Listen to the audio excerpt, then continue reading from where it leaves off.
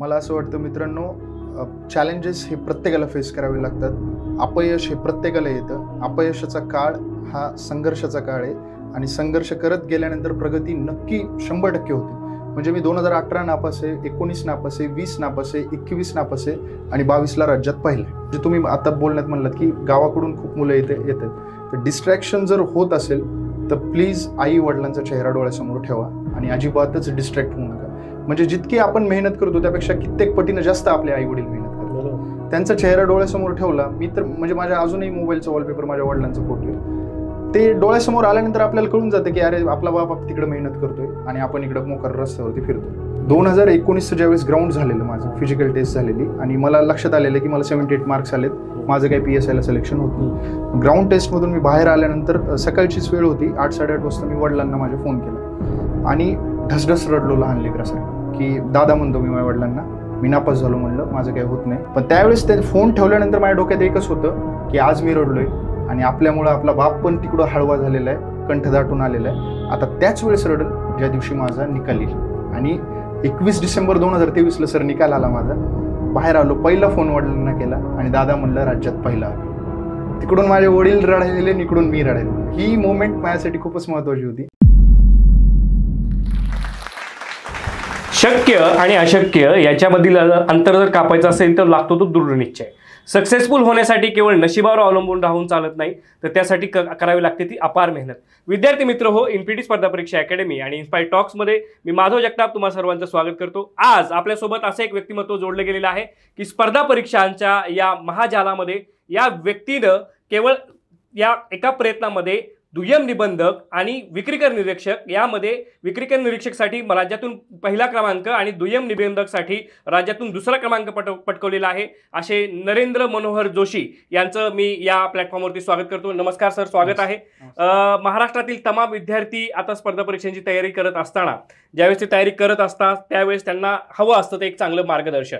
आणि हे मार्गदर्शन जर तुमच्यासारख्या अनुभवी आणि ज्यांनी या यशस्वीतांकडून जर मिळालं तर त्याला एक वेगळं महत्त्व असतं आणि तेच आपल्याला या मुलाखतीच्या माध्यमातून साध्य करायचं आहे.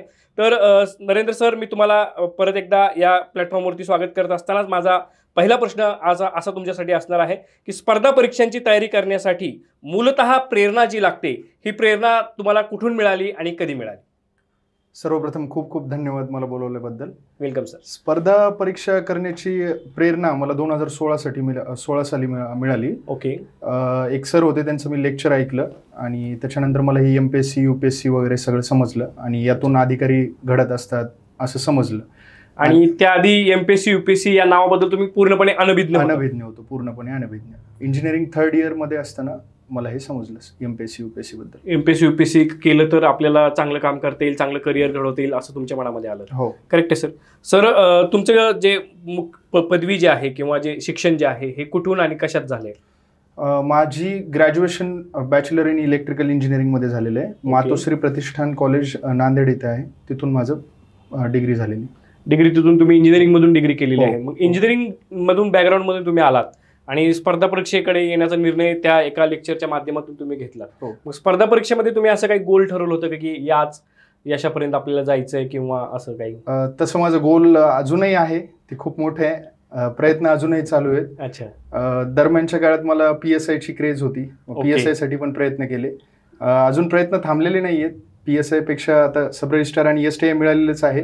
आता DYSP साठी प्रयत्न चालूच आहेत पुढे अजून. त्यासाठी तुम्ही प्रयत्नांमध्ये आहात आणि त्यासाठी आता तुम्ही राज्यसेवेची जी मुख्य परीक्षा आहे ही मुख्य परीक्षा सुद्धा तुम्ही काल दिलेली आहे, बरोबर ना सर? सर, आता मला एक सांगा की स्पर्धा परीक्षांच्या या प्रवासामध्ये तुम्ही अगदी कंबाईन म्हणजे ग्रुप B आणि ग्रुप C आणि त्यासोबत आता राज्यसेवेसारखी जी राजपत्रित अधिकारी होण्याची जी परीक्षा आहे या परीक्षेमध्ये तयारी करत असताना तयारीचा भाग म्हणून तुम्ही स्वतःला कसं सिद्ध करत गेलात किंवा या तयारीच्या भागामध्ये तुम्ही कोणत्या कोणत्या टप्प्यावरती तुम्हाला असं स्ट्रगल करावा लागला आणि सुरुवात जी आहे सुरुवात ही कशी झाली?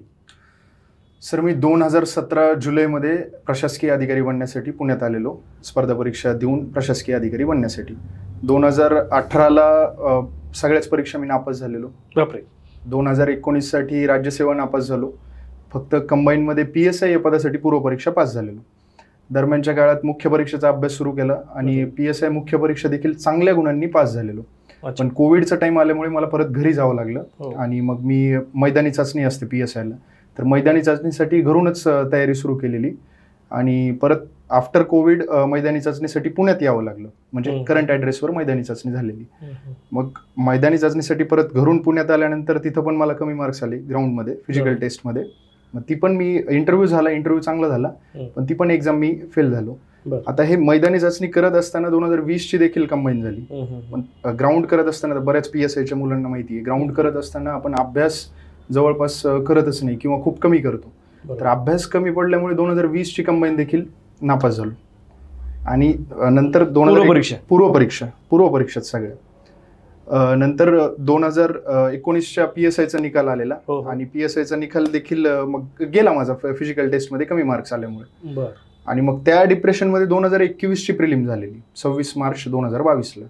त्या डिप्रेशनच्या काळात ती पण प्रिलिम नापास झालेलो. आता सतत हे फेल्युअर होतं. 2018 पासून फेल्युअर, 2019 मध्ये PSIचं फेल्युअर, फायनल फेल्युअर, 2020 मध्ये प्रिलिम नाही, 2021 मध्ये प्रिलिम नाही. आता ही 2022 जी कंबाईनची प्रिलिम होती, पूर्वपरीक्षा होती, हा माझा लास्ट अटेम्प्ट आहे. हे मनात ठेवूनच मी तयारी सुरू केलेली. आणि 2022 ची सुदैवानं प्रिलिम पण निघाली आणि आता रिझल्ट पण लागलेला आहे मुख्यच. म्हणजे यश मिळवण्यासाठी अपयशाची भीती असणं हे फार गरजेचं आहे, असं कुठेतरी लिहिलेलं आहे आणि ते खरं आहे असं वाटतंय तुमच्याकडे बघून. आता हा स्पर्धा परीक्षेसारख्या सबसिडीचा खेळ आहे, म्हणजे अगदी तुम्ही मुलाखतीपर्यंत 19 मध्ये जाताय आणि परत 20-21 मध्ये तुम्ही पूर्वपरीक्षेमध्येच फेल होताय. आणि मग परत तुम्ही 22ला पूर्वपरीक्षेची तयारी करत असताना या खचलेल्या मानसिकतेतून बाहेर येण्यासाठी तुम्ही असे विशेष काही प्रयत्न केले?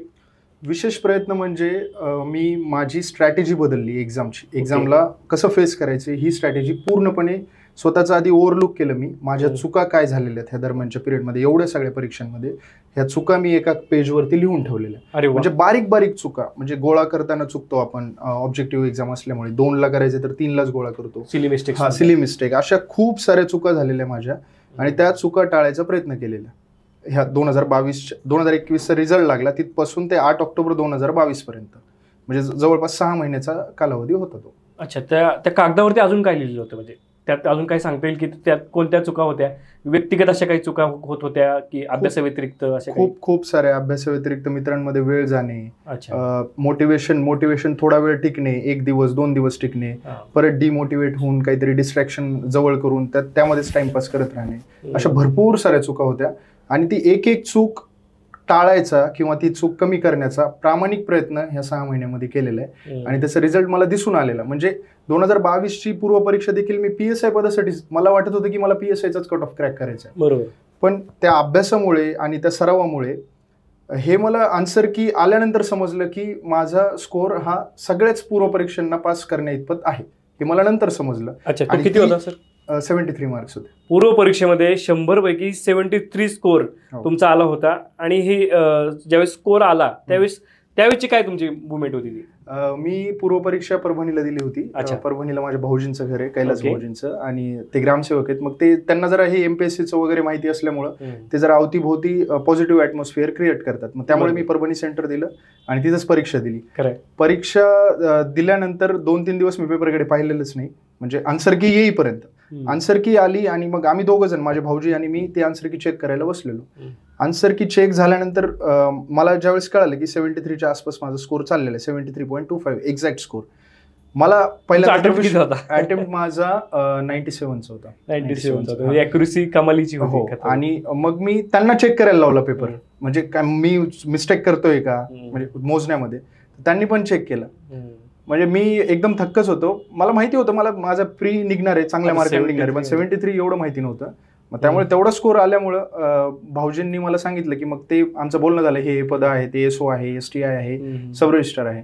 मग त्यांनी मला सब रजिस्ट्रार पदाबद्दल थोडीशी माहिती दिली त्याच वेळेस. मग त्यावेळेसच त्यांना शब्द दिलेला होता, भाऊजी आता मी PSI सोडून सब रजिस्ट्रारकडेच फोकस करणार आणि सब रजिस्ट्रारच काढणार. म्हणजे ते PSIचं स्वप्न सब रजिस्ट्रार या स्वप्नाकडे आपण म्हणूयात की स्थलांतरित झालं आणि तिकडून तुम्ही तो प्रवास सुरू केला.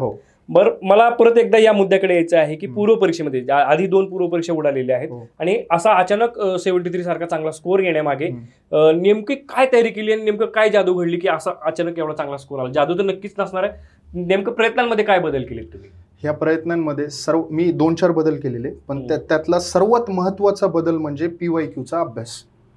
कारण मी युट्यूबवरती व्हिडिओ पाहिले की कंबाईनमध्ये माझं का असं फेल्युअर येते सतत मला. आणि 1-2 व्हिडिओमध्ये असं जाणवलं की म्हणजे PYQ ही महत्वाची गोष्ट आहे. मग त्यानंतर मी ते PYQचा अभ्यास, तोपर्यंत मी PYQचा अभ्यासच करत नव्हतो. झालेले एक्झाम पेपर तसेच ठेवून देत होतो. मागच्या वर्षीच्या प्रश्नपत्रिका बघत सुद्धा नव्हतो. पण 2021च्या फेल्युअर नंतर मी ठरवलं की आता चला म्हणलं PYQ म्हणतायत ना, मग PYQ पण करत राहू. PYQचा वारंवार अभ्यास केल्यामुळं आणि टेस्ट सोडवल्यामुळं किमान मी म्हणजे 25 तरी पूर्वपरीक्षांचे टेस्ट सोडवलेले असतील मधल्या काळात, त्या 6 महिन्याच्या काळात. 11 ते 12 हा टाइम आत्ता जरी आला ना, सकाळचा पहाटेचा आपला म्हणजे सकाळचा 11 ते 12 हा टाइम आला ना, मला धगधग सुरू होते की आपली एक्झामच चालू आहे का काही. म्हणजे इतकी सवय झालेली होती टेस्टची. टेस्ट सोडवल्या, PYQचा अभ्यास केला आणि क्वालिटी बुक्स वापरायला सुरुवात केली. म्हणजे उगाच मोठे रेफरन्स बुक घेऊन ते वाचत बसण्यात वेळ घालवलेला नाही. एक्झाम ओरिएंटेड अभ्यास केला आणि माझ्या ज्या चुका एक्झाम हॉलमध्ये होत्या त्या टाळायचा प्रयत्न केला. बरोबर. त्यामुळे आता या परीक्षेचं स्वरूप वस्तुनिष्ठ बहुपर्यायी आहे आणि अशा वेळेस तुम्ही टेस्ट सोडवणं, PYQ करणं हे क्रमप्राप्त आहे. आता बऱ्यापैकी विद्यार्थी करतात सुद्धा अगदी तसंच. परंतु ते आता परत तुम्ही जो मुद्दा जोडलात की त्या एक्झाम हॉलमध्ये म्हणजे 11 वाजले की अजून पण धडधड व्हायला होतं, तर ही धडधड ह्याचं मॅनेजमेंट कसं केलं, हे टेम्परामेंट कसं सुधारलं? आता तुम्ही वारंवार जर टेस्ट सोडवत असू, म्हणजे प्रत्येक संडेला जर टेस्ट सोडवत असू किंवा 1-2 दिवसाच्या गॅपनं जर पूर्वपरीक्षेच्या आपण टेस्ट सोडवत असू, तर ती एक म्हणजे नॅचरली 11 ते 12 मध्ये आपल्याला असं वाटायला लागतं की आपली एक्झाम सुरू आहे आणि हळूहळू आपली भीती आहे ना एक्झाम बद्दल ती कमी होत जाते. म्हणजे ज्यावेळेस आपण एक्झाम हॉलमध्ये जातो त्यावेळेस असं वाटायला लागतं की अरे हा आयोगाचा पेपरच नाहीये, हा आपण ज्या टेस्ट आपण सोडवतो तसाच एक पेपर आहे आणि आपल्या डेली रुटीनचा हा भाग आहे फक्त 11 ते 12 मधला, आणि तो आपण सोडून येतो झपकन एकदम. म्हणजे तिथं डिसिजन मेकिंग, कारण 1 तास 100 प्रश्न लगेच तुम्हाला डिसिजन घ्यावा लागतो. उत्तर ऑप्शन नंबर 1, 2, 3, 4 पैकी एक ऑप्शन टिक करून लगेच पुढे जावं लागतं. तिथं परत यायला वेळच नसतो. त्यामुळे ती जी ॲक्युरेसी आणि स्पीड तो टेस्टमधून मिळतो आपल्याला आणि ते स्किल पण मिळून जातं की ऑप्शन एलिमिनेशन कसं करायचं अननोन प्रश्नांचं. ते टेस्टमुळं आणि PYQच्या अभ्यासामुळं मिळून जातं. तो आत्मविश्वास सुद्धा आपल्यामध्ये येतो कदाचित. करेक्ट आहे सर. आता सर यामध्ये विषयानुसार जर बोलायचं झालं तर त्यामध्ये इतिहास असेल, भूगोल असेल, अर्थशास्त्र असेल, राज्यशास्त्र असेल, त्यानंतर चालू घडामोडी असतील आणि सामान्य विज्ञान असेल. तर या विषयानुसार जर आपण गेलो, आता तुम्ही म्हणालात की आता बोलताना म्हणालात की मी जे परीक्षाभिमुख अशा अभ्यास साहित्याचा वापर करणं सुरू केलं, आणि मग विषयानुसार हे अभ्यास साहित्य कसं होतं आणि कोणतं होतं? आता फॉर एक्झाम्पल इतिहासाचं बोलायचं झालं तर मी अगोदर एक संदर्भ बुक वापरायचो, त्याचा मला तितकासा फायदा नाही व्हायचा. नंतर मी आता 21 पासून समाधान महाजन सरांचं महाराष्ट्राचा इतिहास, भारताचा इतिहास, आधुनिक भारताचा इतिहास ते मी वापरायला सुरू केलं. त्यामध्ये एक्झाम ओरिएंटेड डेटा आहे आणि तोच आपल्याला आयोग विचारत आहे सध्याच्या काळात. आणि त्याचेच वारंवार ते एकच बुक ठेवून आणि 11वीचं जे स्टेट बोर्ड आहे इतिहासाचं त्याचंच वारंवार रिव्हिजन करून, स्टेट बोर्ड, मग त्याचंच वारंवार रिव्हिजन करून मला असं वाटतं की त्याच पुस्तकातून 11वीच्या बरेचसे प्रश्न येतात. म्हणजे असं दिसतंय की एकाच पेजवरती 2-3 प्रश्नांची उत्तरं सापडतात तिथे. इतकं महत्वाचं आहे ते. असंच भूगोलासाठी सौदी सरांचं बुक वापरलेलं. आणि भूगोलचं बोलायचं झालं तर ते आता महाराष्ट्राच्या आपल्याला प्रश्न विचारतात. म्हणजे आता नवीन पॅटर्ननुसार 10 प्रश्न येतात भूगोलचे, तर 8 ते 9 प्रश्न महाराष्ट्रावरती येतात. मग महाराष्ट्राच्या भूगोलाचा अभ्यास करताना मॅप वापरणे, नकाशे वापरणे, ते कोरे नकाशे आणून, आता कोरे नकाशे घ्यायचे आणि समजा आता औष्णिक विद्युत केंद्र कुठे कुठे आहे महाराष्ट्रात असा प्रश्न आहे, तर महाराष्ट्र त्या नकाशाचं टायटलच असं द्यायचं औष्णिक विद्युत केंद्र. आणि जिथं जिथं आहेत, ज्या जिल्ह्यामध्ये आहे, जसं की आता मी परळीचं आहे, बीडमध्ये आहे, तर बीडमध्ये इथं लिहून ठेवायचं परळी इथे आहेच आहे असं त्या मॅपमध्ये. अशा नकाशांचा अभ्यास, सेल्फ नोट्स टाईप अभ्यास केलेला. आणि याचा तुम्हाला रिव्हिजनला सुद्धा मला वाटतं रिव्हिजन खूप फास्ट होतं या नकाशांच्या अभ्यासामुळे. बरोबर. आणि आता परत येऊयात या अभ्यासाचा, या विषयांचा आपण उल्लेख केला आता. मग या विषयांमध्ये तुम्हाला अवघड वाटणारा किंवा मग चॅलेंजिंग वाटणारा कोणता विषय? चॅलेंजिंग, अवघड नाही म्हणता यायचं, चॅलेंजिंग हा विषय सायन्स आहे तुमच्यासाठी. हो, माझ्यासाठी चॅलेंजिंग आहे सायन्स. आणि बऱ्याच महाराष्ट्रातील विद्यार्थ्यांसाठी सुद्धा तशीच परिस्थिती आहे. का बरं, म्हणजे या विषयाच्या बाबतीमध्ये काय सायन्सची अशी भीती असण्याचं कारण म्हणजे आपण इनपुट खूप देतो सायन्ससाठी, पण तितक्या प्रमाणात त्याचं आउटपुट मिळत नाही, मार्कांमधलं आउटपुट आपल्याला मिळत नाही सायन्स. कारण प्रश्न असे काही असतात की म्हणजे काही प्रश्नांची होतात. आता माझी एक बहीण, आते बहीण MBBS डॉक्टर आहे, तिला देखील विचार करायला लागतो की अरे हे प्रश्न नेमका आला कुठून आणि याचं उत्तर कसं द्यायचं आता. म्हणजे असे प्रश्न आहेत. मग त्या विषयाची थोडीशी भीती होती. मग ते कसं टॅकल करायचं? त्यासाठी मी 8वी 9वी 10वीचे स्टेट बोर्ड केले आणि परत स्टेट बोर्ड. परत स्टेट बोर्ड, तेच वारंवार रिव्हिजन करणे आणि भस्के सरांचं सामान्य विज्ञानाचं बुक तेवढं केलं आणि PYQ केले. बस त्याच्या भरोश्यावरती पण चांगला स्कोर तुमचा झाला. हो हो. सर, आता बराच एक मुद्दा असतो आणि विद्यार्थ्यांमध्ये कायम चर्चा असते ती चालू घडामोडी या विषयाची. आणि आकारण विद्यार्थी ताण घेतात, वेगवेगळे रेफरन्स मटेरियल अभ्यासात बसतात आणि त्यात बराचसा वेळ चालला जातो. तर चालू घडामोडीबाबत तुमची पर्टिक्युलर स्ट्रॅटेजी काय होती? मला असं वाटतं की चालू घडामोडी हा असा एकमेव विषय एवढ्या 7 विषयांपैकी जो तुम्ही प्रामाणिकपणे त्याचा अभ्यास केला ना तर त्यातून आउटपुट मिळतं. आणि जर तुम्ही मंथली चालू घडामोडीचं मासिक कुठलंही भेटतं बाजारामध्ये, मी स्वतः पृथ्वी परिक्रमा करायचो, ते जर व्यवस्थित केलं ना तर एक आयडिया येऊन जाते बाबा की काय चालू आहे सध्या, म्हणजे करंट अफेअर्समध्ये, तर कोणत्या विषयाचं काय चालू आहे. तेच जर वारंवार रिव्हिजन केलं ना त्याचं तर तिथं मार्क्स मिळू शकतात. आणि PYQचा अभ्यास, आता चालू घडामोडीचा PYQचा अभ्यास कसा करायचा, तर ते जे 10-15 क्वेश्चन येत आहेत त्या 15 प्रश्न मग कुठल्या घटकांवरती प्रश्न येतात, म्हणजे सामाजिक विषयावरती हा प्रश्न आहे का, क्रीडा या भागावरती हा प्रश्न आहे का, तो पॅटर्न समजून घेणे. आता समजा 15 पैकी जर 3-4 प्रश्न क्रीडा आणि पुरस्कार या भागावरती विचारतात तर स्वाभाविकपणे आपल्याला कळून जातं की आपल्याला क्रीडा आणि पुरस्कार हा भाग व्यवस्थित करायचा. तर तेच पृथ्वी परिक्रमेच्या मासिक मध्ये ते सगळं व्यवस्थित दिलेलं आहे, म्हणजे टॉपिक वाईज त्यांनी वेगवेगळे दिलेले आहे. तर मी तेच करायचो मंथली मासिक, सातत्यपूर्ण त्या गोष्टी करत राहणं हे जास्त गरजेचं आहे मला असं म्हणायचं आहे. आणि परीक्षेच्या, समजा आपली परीक्षा आता 16 जूनला होणार आहे, तर 16 जूनला होत असताना आपण कधीपर्यंत चालू घडामोडी करणं अपेक्षित आहे? परीक्षेपासून 1 वर्ष पाठीमागच्या, म्हणजे आता 16 जून 2024ला आपली एक्झाम होणार आहे, तर जून 2023 पासूनचं करंट गरजेचं आहे. आणि जर ते तुमचं पक्क जर झालेलं असेल तर जानेवारी ते जून 2023 पर्यंत करायला काही हरकत नाही. बरोबर आहे. आणि आता जे इतर विषय आपल्या चर्चेमध्ये यायचे राहिले त्यामध्ये अर्थशास्त्रासारखा विषय आहे, त्यानंतर राज्यशास्त्रासारखा विषय आहे.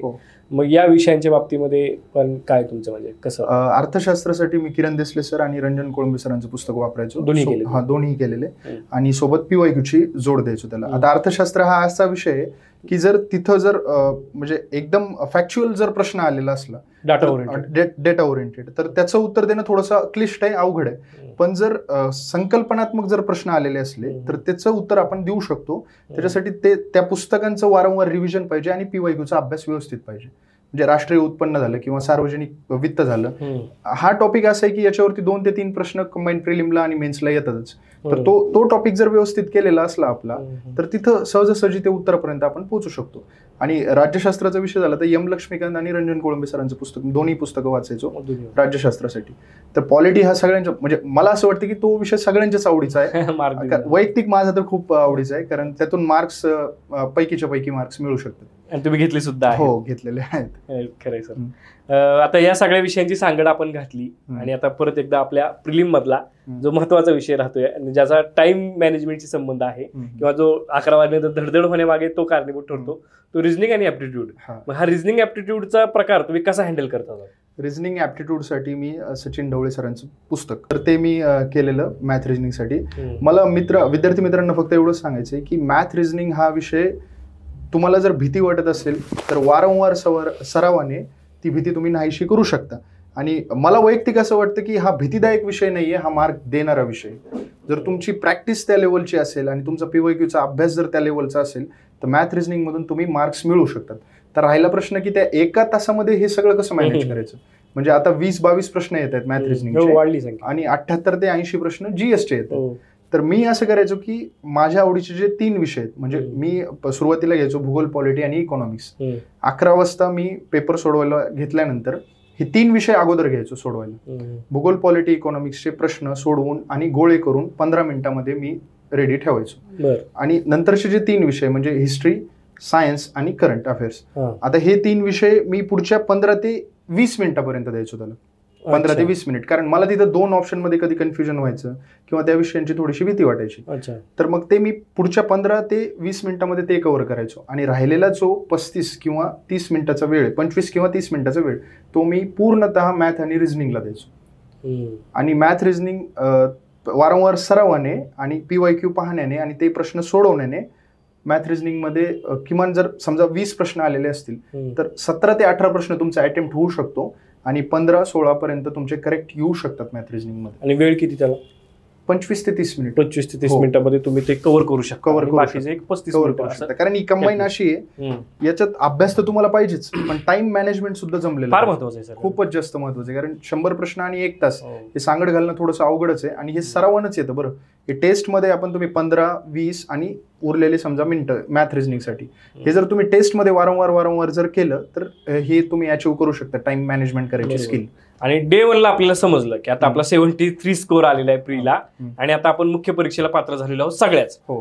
मग तिथून पुढच्या नियोजन आणि तिथून पुढची तयारी ही कशा पद्धतीनं केली? आता मुख्यला जवळपास सगळ्यांना माहिती आहे की 2 पेपर असतात. हो. मराठी इंग्लिश Paper एक one, असतो Paper पेपर two. 1, आणि पेपर 2 ला सगळा GS चा विषय असतो. आता तिथं पण मॅथ रिझनिंग आहेच आहे. हो. जी प्रीला जी स्ट्रॅटेजी वापरलेली ती पेपर 2 साठी मुख्यच्या वापरलेली, म्हणजे GS आता तिथं असल्यामुळे. आणि अभ्यास करत असताना पण तुम्ही मागच्या तुमच्या बोलण्यातून पण आलात की हा इकॉनॉमिक्सच्या बाबतीमध्ये खास करून की प्री प्लस मेन्स अशी तयारी तुम्ही त्यावेळेस पण करत होता. आता सध्या नवीन पॅटर्न नुसार हे सोपं झालेलं आहे. ज्यावेळेस तुम्ही प्रीचा अभ्यास करताय म्हणजेच तुम्ही मेन्सच्या पेपर 2 चा अभ्यास करताय. ओके, बरोबर. त्यामुळे ते सोपं झालेलं आहे. आता तर राहतो प्रश्न पेपर 1 चा, तर पेपर 1 साठी मराठी आणि इंग्लिश 50-50 प्रश्न असतात.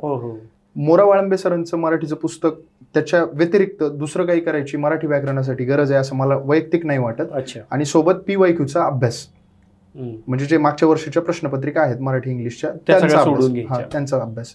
तर वाळिंबे सरांच्या पुस्तकाचं एक 10-12 रिव्हिजन जर झालेले असतील ना, मराठी व्याकरणाची भीती आपोआप निघून जाते आणि PYQच्या सरावामुळे पेपर मधली भीती आपोआप निघून जाते. तर आता तिथं मी टाइम मॅनेजमेंट कसा करायचा, तर त्यासाठी असं केलेलं होतं की 20 ते 22 मिनिटांमध्ये मराठीचे 50 प्रश्न सोडून विथ पॅसेज गोळे करून माझे झाले पाहिजे. अशी म्हणजे टाइम लिमिट स्वतःलाच घालून दिलेली होती. आणि उरलेला अख्खा वेळ इंग्लिश या विषयासाठी ठेवायचा, कारण इंग्लिशच्या प्रश्नांना थोडासा विचार करावा लागतो. ऑप्शन इलिमिनेशनसाठी तिथं वेळ लागतो. इंग्लिश बाबत महाराष्ट्रातील विद्यार्थ्यांमध्ये, खास करून ग्रामीण भागातील विद्यार्थ्यांमध्ये एक न्यूनगंड आहे की बाबा इंग्लिश हा विषय अवघड वाटणं किंवा त्याच्याबद्दल आकारण अशी भीती असणं. तर ही भीती कमी करण्यासाठी काय तुमचा सजेशन काय? म्हणजे मी वैयक्तिक माझं सांगतो, तुम्ही तसं करावंच असं माझा आग्रह नाहीये, पण मला असं वाटतं की इंग्लिश या विषयाचे कुठल्याही एका सरांचे क्लासेस लावणं खूप गरजेचं आहे सध्या. कारण 50 मार्काला हा विषय आहे आणि महत्वाचा आहे. तर मी वैयक्तिक महेश पाटील सरांची बॅच केलेली इंग्लिशसाठी, आणि ती पूर्ण बॅच, त्याच्यात त्या सगळ्या नोट्स सरांच्या त्या मी माझ्या स्वतः हाताने तयार केलेल्या, आणि त्या नोट्सचाच वारंवार सराव केलेला, आणि PYQचा व्यवस्थित अभ्यास केलेला. इंग्लिश हा असा विषय आहे की मागच्या वर्षीच्या ज्या प्रश्नपत्रिका आहेत ते same as it is structure copy होतं, आणि ते त्यातल्या ज्या वोकॅब आहेत म्हणजे शब्दसंग्रह वगैरे आहे, तर शब्दसंग्रह देखील कॉपी होतात. तर इंग्लिशची भीती बाळगण्याचं म्हणजे मलाही वाटत होती अगोदर भीती, पण त्या प्रश्नपत्रिकांच्या अभ्यासाने आणि त्या क्लासेसच्या फायद्यामुळे इंग्लिशमध्ये पण मला चांगले मार्क्स आलेले आहेत. म्हणजे 79.5 स्कोर हा माझा पेपर 1 चा आहे 2022. व्होकॅब्युलरीचा उल्लेख केला, आणि व्होकॅब्युलरी जास्त चॅलेंजिंग होत चालली असं दिवसेंदिवस वाटत नाही का? किंवा हो, असं वाटतंय मला, पण वोकॅबची भीती म्हणजे घालवण्यासाठी PYQच्या ज्या आपल्या मागच्या वर्षीच्या ज्या आलेल्या वोकॅब आहेत त्या अगोदर मुखपाठ असल्या पाहिजेत आपल्या. हा मुद्दा महत्त्वाचा. हा महत्वाचा मुद्दा आहे, कारण त्यातल्या 70 to 80% पेपरमध्ये तेच दिसतं आपल्याला, PYQचे रिप्लेस दिसतात. फक्त 3 ते 4 अशा वोकॅब असतात जे आउट ऑफ द बॉक्स असतात, आधी न विचारलेल्या असतात, आणि त्या जर आपल्याला जर आल्या नाहीत त्या, तर असं समजायचं की ह्या कोणालाच येणार नाही, फक्त शशी थरूर यांना येऊ शकतात, या लेवलच्या त्या असू शकतात. ओके. आता या मेन्स मध्ये तुमचा स्कोअर कसा होता सर? म्हणजे पेपर 1 चा आणि पेपर 2 चा, आणि अल्टिमेटली ज्या अर्थी म्हणजे STI ला महाराष्ट्रातून पहिला क्रमांक आलाय, आणि SR ला सुद्धा महाराष्ट्रातून पहिलाच आहे. पहिल्याचा जेवढा स्कोर आहे तितकाच तुमचा आहे, फक्त वयाचं अंतर असल्यामुळे तुम्हाला दुसरा देण्यात आलाय. तर हा स्कोर किती आहे, आणि पेपर म्हणजे 1 आणि 2 चा कसा आहे?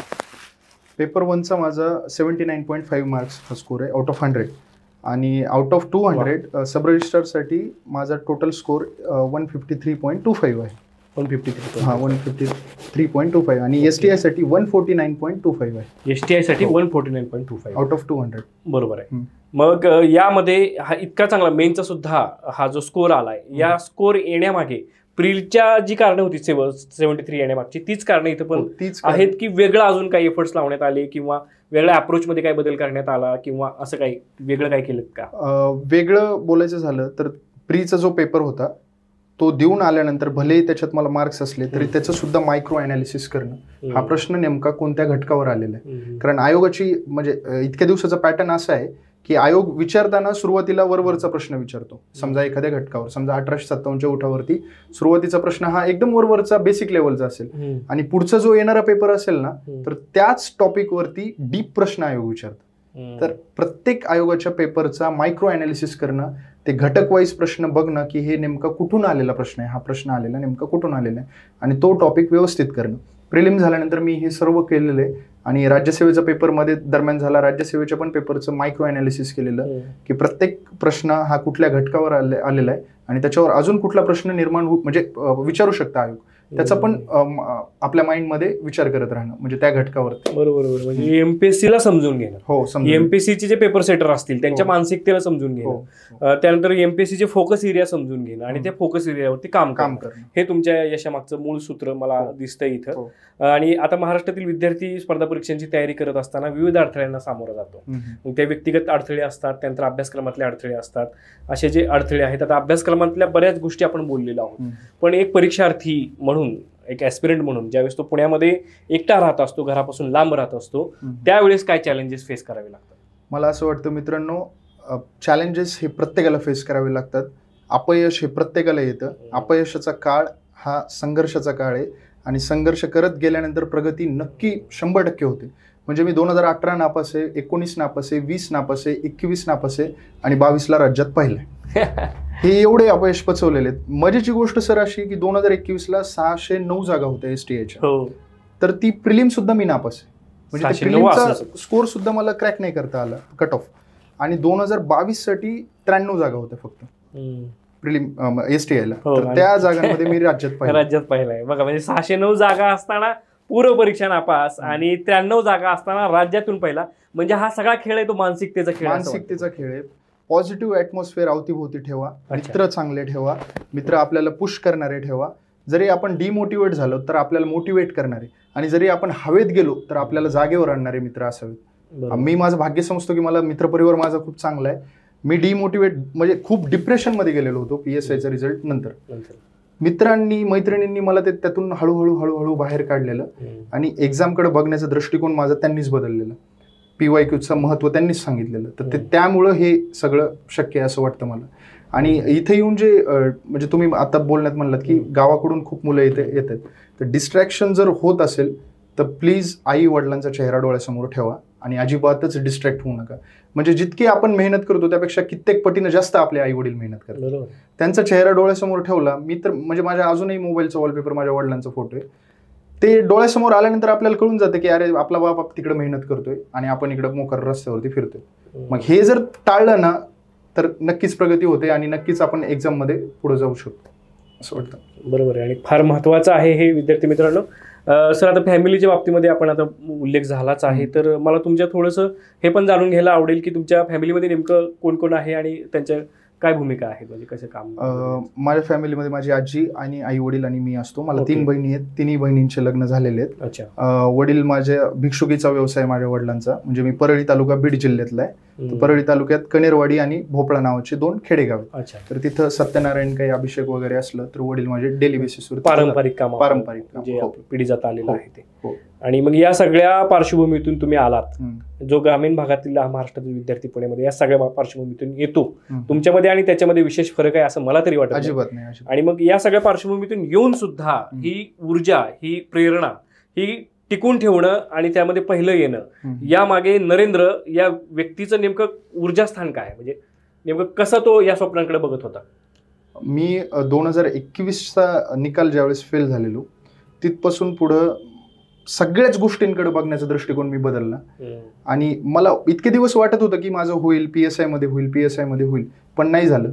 फेल्युअर नंतर आई वडिलांचा चेहरा, आणि मी म्हणजे थोडासा एक किस्सा सांगतो. 2019 ज्यावेळेस ग्राउंड झालेलं माझं, फिजिकल टेस्ट झालेली, आणि मला लक्षात आलेलं की मला 78 मार्क्स आलेत, माझं काही PSIला सिलेक्शन होत नाही. ग्राउंड टेस्ट मधून मी बाहेर आल्यानंतर सकाळचीच वेळ होती, 8-8:30 वाजता मी वडिलांना माझ्या फोन केला आणि ढसढस रडलो लहान लेकरासारखं की दादा म्हणतो मी माझ्या वडिलांना, मी नापास झालो, म्हणलं माझं काही होत नाही. आणि पूर्ण कोविडच्या पिरियडमध्ये सुद्धा मी फिजिकल टेस्ट करत असल्यामुळे, गावी करत असल्यामुळे त्यांनी मेहनत बघितली. हो, 22-23 किलो वजन कमी केलेलं, 22 किलो वजन केलेलं त्यांनी पाहिलेलं. मग त्यांचं असं म्हणणं होतं की ठीक आहे, जाऊ दे, आपण दुसरं काहीतरी करू, तू प्रायव्हेटमध्ये कर, कुठेतरी कर, असं म्हणणं होतं. पण त्यावेळेस ते फोन ठेवल्यानंतर माझ्या डोक्यात एकच होतं की आज मी रडलोय आणि आपल्यामुळं आपला बाप पण तिकडं हळवा झालेला आहे, कंठ दाटून आलेला आहे. आता त्याच वेळेस रडल ज्या दिवशी माझा निकाल येईल. आणि 21 डिसेंबर 2023ला सर निकाल आला माझा. बाहेर आलो, पहिला फोन वडिलांना केला आणि दादा म्हणलं राज्यात पहिला आलोय. तिकडून माझे वडील रडायलेले, इकडून मी रडायलेलो. ही मोमेंट माझ्यासाठी खूपच महत्त्वाची होती. मला फक्त एवढंच सांगायचं आहे की मगाशी तेच सांगितलं मी, आई वडील आपल्यापेक्षा खूप जास्त मेहनत करतात. मुलांनी हेच जर लक्षात गेलं ना की त्यांच्या निंपट जरी मेहनत आपण केली ना तरी MPSC आपण क्रॅक करू शकतो. अंगावरती शहारे आणणारा हा प्रसंग आहे खरं तर. आता परत एकदा आपण विद्यार्थ्यांकडे येऊ, कारण त्यांच्यासाठीच आपण आता बोलायला बसलोय नरेंद्रजी इथं. तर विद्यार्थ्यांच्या बाबतीमध्ये आपण पाहतो की ज्यावेळेस आता जसं आता तुम्ही बोललात की वेळ ही फार महत्वाची गोष्ट आहे. म्हणजे सगळ्यात महत्वाचं काय आहे तर वेळ आहे. तर या वेळेसाठी म्हणजे जे आई वडील आपला वेळ वाया जाईल म्हणून आपल्याला फोन सुद्धा करायचं टाळतात. आणि आता विद्यार्थी या स्मार्टफोनच्या युगामध्ये तासनतास त्या मोबाईलवरती किंवा इतरत्र मित्र चहाच्या ठेल्यावरती वगैरे असे नाश्ता सेंटरला वगैरे असे गप्पा तासनतास करताना दिसतात. मग ह्या चुका टाळण्यासाठी किंवा या चुका तुम्ही करत होतात का, किंवा ते रेक्टिफाय कशा करत गेलात परत? जो सिन्सिअर MPSC करणारा विद्यार्थी आहे त्याला माझं एकच सजेशन आहे की तुम्ही डायरी वापरणं सुरू करा. डायरी वापरल्यानंतर तुमचा जो रोजचा दिनक्रम आहे त्या एका डायरीवरती एका पेजवरती लिहून ठेवायचा. फॉर एक्झाम्पल आजची तारीख वर टाकली आणि लायब्ररीमध्ये यायची वेळ किती झालेली मला, म्हणजे समजा 7 वाजता सकाळी मी लायब्ररीत आलेलो तर अरायव्हिंग टाइम 7 AM. मग 7 वाजल्यापासून लिव्हिंग टाइम समजा 10 वाजता मी वापस रूमला गेलेलो. तर लिव्हिंग टाइम पर्यंत मी दिवसभर काय काय केलेलं आहे हे सगळी एकन एक गोष्ट जर लिहून ठेवलेली ना तर आपल्या माइंडमध्ये चलत राहतं की मागच्या दिवशी आपण काय केलेलं आहे. आणि त्या चुका आपल्याला लक्षात येतात की मित्रांसोबत मी 15-20 मिनिट म्हणजे 5 मिनिट मी वेळ मला देणं गरजेचं होतं. मी गेलो 15-20 मिनिट गप्पा मारत बसलो. चहाच्या ठिकाणी 10 मिनिट थांबणं गरजेचं होतं, मी अर्धा तास गप्पा मारत बसलो. हे सगळं जर तुम्ही डायरीत लिहिलं ना तर दुसऱ्या दिवशी ऑटोमॅटिकली म्हणजे वैयक्तिक मला असं व्हायचं की दुसऱ्या दिवशी मी त्या चुका टाळायचा प्रयत्न करायचो. म्हणजे प्रामाणिकपणे जर आपण आपल्या दिवसभराच्या चुका जर लिहून ठेवल्या त्या डायरीवरती की आज मी माझ्या दृष्टिकोनातून काय काय चुका केलेल्या आहेत तर दुसऱ्या दिवशी त्या टाळायचा प्रयत्न करायचा. मग असंच घडत गेलेलं. म्हणजे जो माझा 6-6.5 तास अभ्यासाचा दिवसभराचा टाइम होता तो वाढत 9-9.5 तासापर्यंत असा चाललेला. त्या वेळा चोरता येणं हा प्रकार झाला तो एक प्रकारे. ठीक आहे. आणि ही डायरी लिहिण्याची खूप चांगली सूचना खरं तर विद्यार्थी मित्रांनी केली. पण यामध्ये परत कुठेतरी येतं प्रामाणिकपणाने त्या गोष्टी करणं किंवा त्या गोष्टी अंमलात आणणं हे जास्त महत्वाचं आहे. मग हे इम्प्लिमेंटेशन करत असताना विद्यार्थ्यांच्या मानसिकतेमध्ये कुठेतरी खालीवरपणा किंवा जो दबाव आहे तो दिसून येतो. आणि मग तो दबाव घेण्यापेक्षा तो टाळून कसं पद्धतीनं या मार्गाने त्यांना चालायला पाहिजे, त्यांनी कसं करायला पाहिजे? त्यासाठी मला एकच सांगायचं आहे की आपण जे दिवसभरातला जो आपला शेड्यूल आहे तो व्यवस्थित आपण करणे पहिली गोष्ट. नंबर 2 गोष्ट एक्झाम ओरिएंटेड अभ्यास करणे. आणि नंबर 3 गोष्ट आई वडिलांचे जे कष्ट आहेत ते डोळ्यासमोर ठेवणे. हे जर ह्या 3 गोष्टी केल्या ना की आपोआप आपल्याला एक दिशा मिळून जाते अभ्यासाची आणि यशापर्यंत आपण पोहोचतो. खूप छान खरं नरेंद्रजी, खूप चांगल्या पद्धतीनं आज या प्लॅटफॉर्मच्या माध्यमातून तुम्ही विद्यार्थ्यांसाठी अतिशय मौलिक असं मार्गदर्शन केलेलं आहे. मोठ्या संघर्षातून जे यश मिळतं आणि त्या यशातून जे व्यक्तिमत्व येतं त्याला एक वेगळा रुबाब येतो, एक वेगळी परिपक्वता येते. ती वेगळी परिपक्वता, एक वेगळा रुबाब आज नरेंद्रजी तुमच्या व्यक्तिमत्वामध्ये दिसतोय. आणि याचा फायदा आमच्या सगळ्या विद्यार्थी वर्गांना, आमच्या सगळ्या सबस्क्रायबरला होईल याची अपेक्षा आहे. सगळ्यांना या स्पर्धा परीक्षांच्या चांगल्या तयारीसाठी उत्तम शुभेच्छा. अशाच पद्धतीच्या अनेक व्हिडिओच्या माध्यमातून, अशाच यशस्वीतांच्या गाथांच्या माध्यमातून आपण परत इथंच भेटणार आहोत. धन्यवाद. थँक्यू.